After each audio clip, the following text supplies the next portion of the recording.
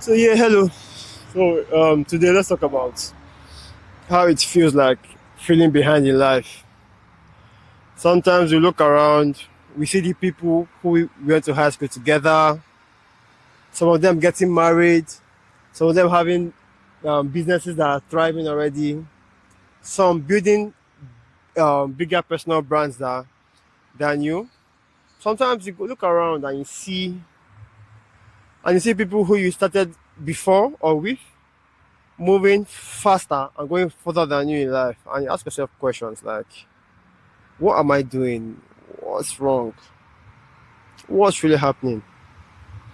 So that's why I said, let me just make a video about it, because I was once in that thought process, in that trap, in that idea.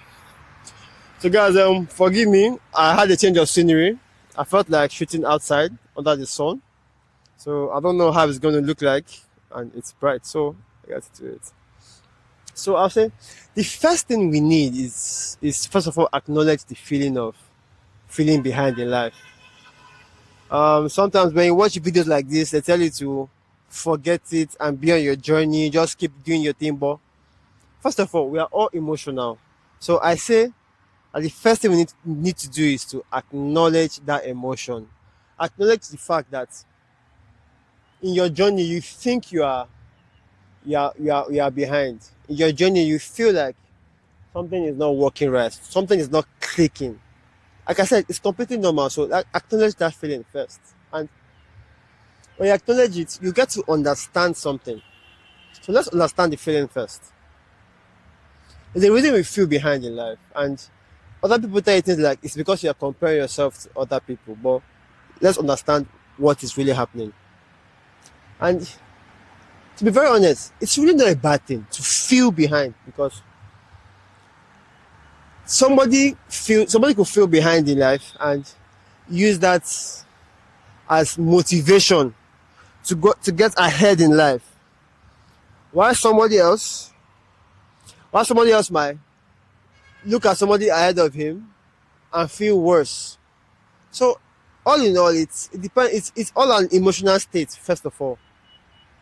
So, but understanding some few concepts might help you escape that thought process, that idea of you feeling behind. So, like I said, you can either use that feeling of you're behind to motivate yourself. For example, is you're you are feeling you're behind in terms of fitness. Why don't you work out more? You feel like you're behind in terms of finances. Why don't you work harder? But sometimes working out more or working out harder may not be the solution. And like I said, it is used as a way of dark motivation. It will get you started, but it will not give you motivation in the long term. So if you stick with me to this video, you would understand some key concepts as to what would motivate you in the long term. So let's see. First things first is when you understand this whole emotion, it's easy for you to zoom out. First of all, so when you understand that most people in life, or rather everybody is living by what is called the matrix code. And the matrix is simply just ideas, morals, beliefs, values created by other people. I'm not going to stay here and say it's a bad thing. No.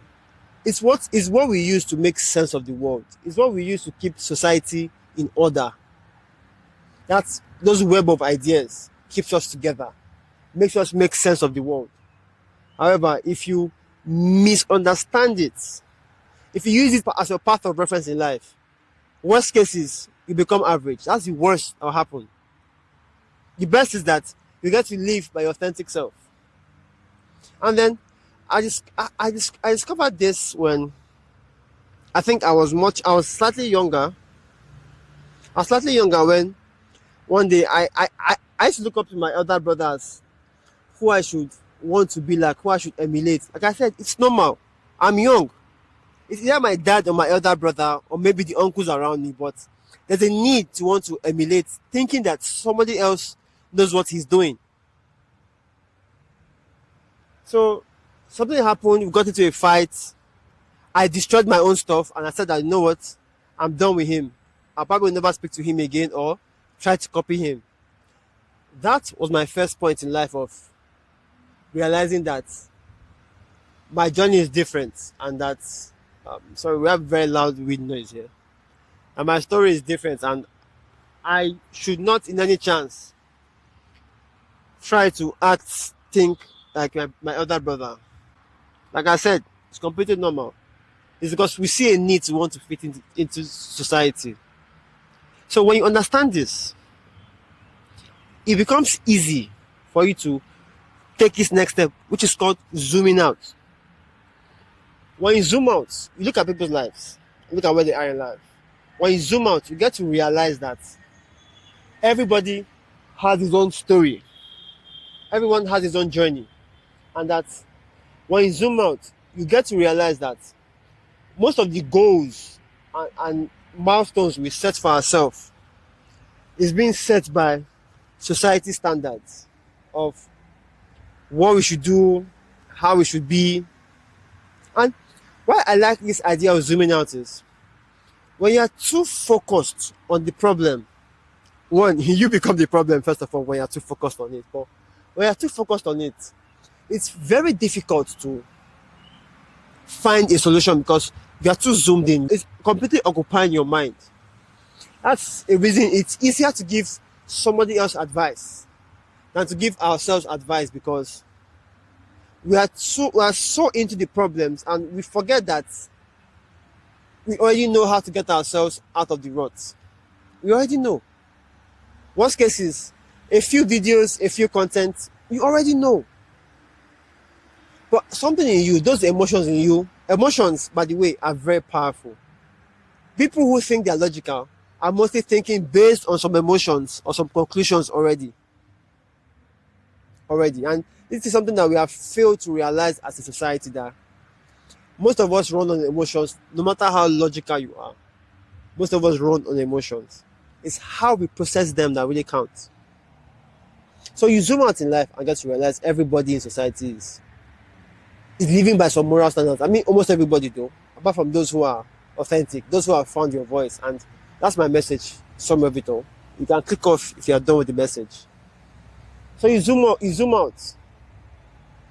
Understand what people are doing and why they are doing it. You get to understand how they're doing it and ask yourself some questions. That's, is this me? Is this the authentic me? So by the way, I made a video on how to be authentic. If you haven't seen it, feel free to go ahead and watch that video when you're available. It's very impactful, practical steps. Now, when you have zoomed out, it's easy for you to catch these thoughts in your head, because it may be emotional, but they all start with some fleeting thoughts. Catch the thoughts in your head, understand them. Now, your next step is to zoom in. Pick a goal. Pick any goal. It might even be a societal goal, but own that goal first. It could be the average internet minimum wage, which is $10,000 per month. Have that goal. Have goals in your life. Then those goals will help you create a lens at which you see the world. I'm going somewhere here. So when you zoom in, after you have goals you're working towards, you're kind of creating a path for yourself, a path to work towards. When you zoom in on your actions, the actions you take, the process, because the only thing we can control is the process, not the outcome. You might see somebody who makes one YouTube video, pops up. You might see somebody who makes 4 YouTube videos, pops up. You might make 100 and then pop up. So just realize that different path. So just pick a goal, because the goals make you grow, but they also give you a direction. And that's why a purpose is very strong, but most people don't have a purpose. I have made a video on that also. Feel free to check it out. So when you zoom in on the progress you're making, let me give you some caution here is be careful of social media.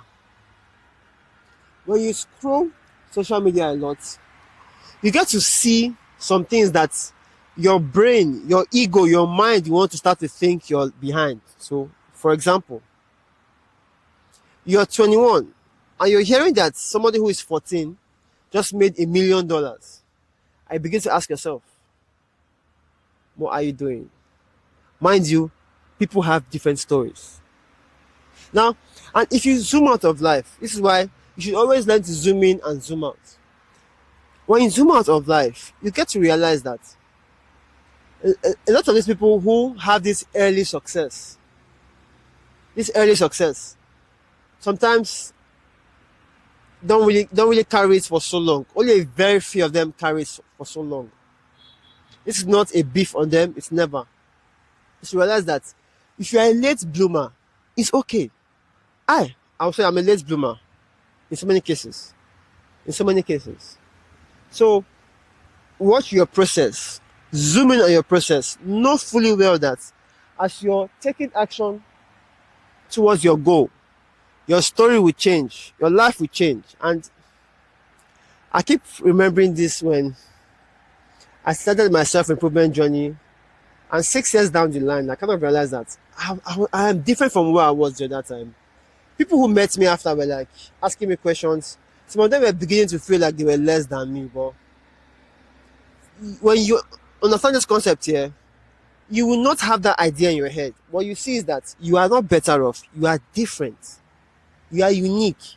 And that is what I always tell people, that when you see me as ahead of you in life, you get to realize, you get to see yourself, you get to see things like, oh, you are behind. But when you see yourself as different, you get to realize that you have your journey, you have your path. Yeah, you may be measuring me based on society's average goals and values and beliefs, but it's not yours. Now, also on social media, you might see somebody's 100th video, 100th content, and think that your first video should be like that. However, one thing I've noticed, if you look at the people who have the highest success for the longest period of time, if you look at their early days, almost none of them had early successes. Almost none of them had early successes. So my point is, focus on the process. So the harder you work, the higher your chances of success. Doesn't mean that it will guarantee success, but it will increase your odds of success. Another tip I would say is, it's okay to seek help. It's very, very okay to seek help. We live in a world where we forget that we are on our own path. And we want to feel good about ourselves. We want to feel like experts, like we know what we are doing. Despite the fact that most people don't. So feel free, ask for help. If you want to grow financially, go out there, ask for mentorship, ask for coaches, ask for people who you think are ahead of you in life. Do what they say you should do if it's accordance to your goal. See how important it is to have your goal. Your goal should create your path. Your vision should create your path. That's the message of my entire life, which is, be all that you can be. And this reminds me of the story of my elder brother. He passed when he was 30. He passed on 3 months after his wedding. He passed on about a month before his child was born. And somebody said he had not yet had any level of success in life. So I zoomed out. He made it to 30. So many people never make it to 30. He had a child. So many people are married for 30 years, no child. He got married. So many men have never gone through marriage, even though it's something that they desire.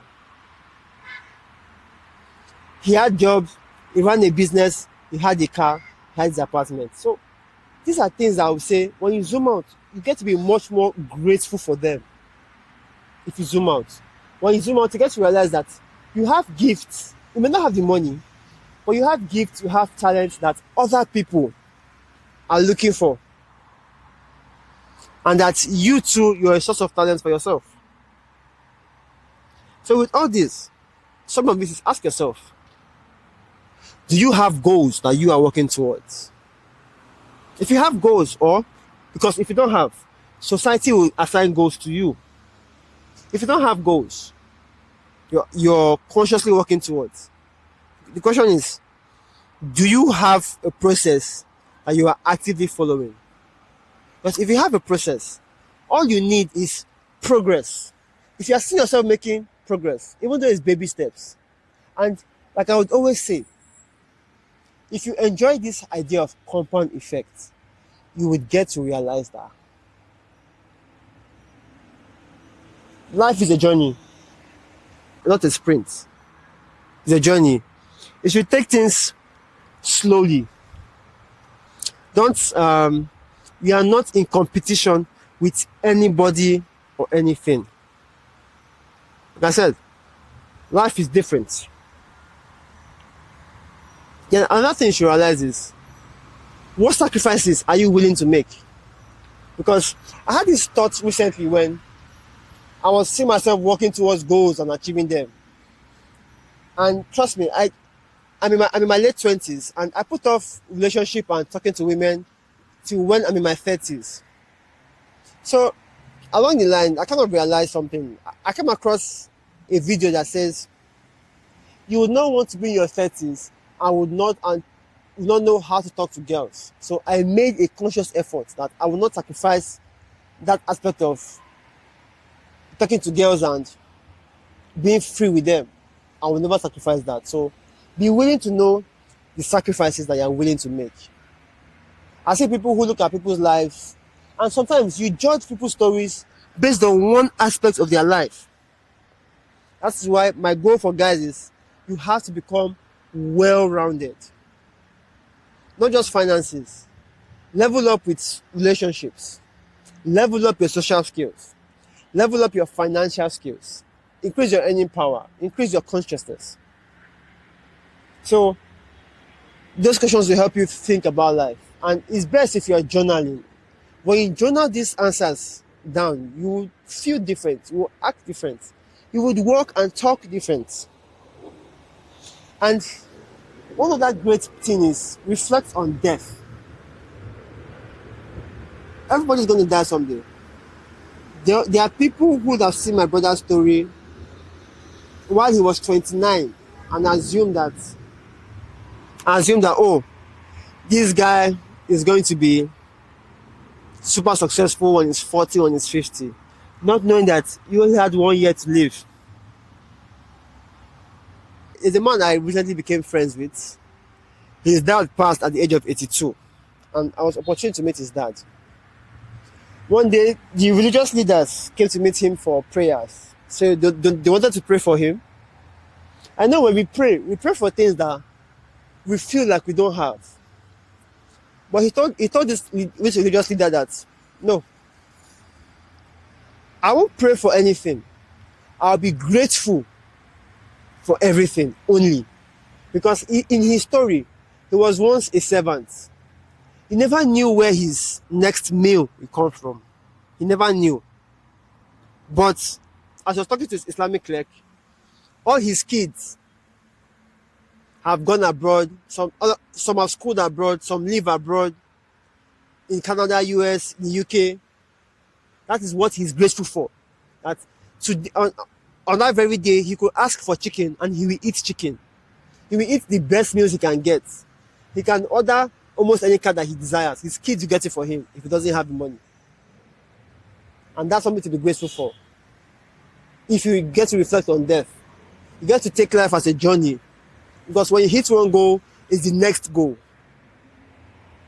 And in all of this, I got all these tips from this book, The Subtle Art of Not Giving a Fuck.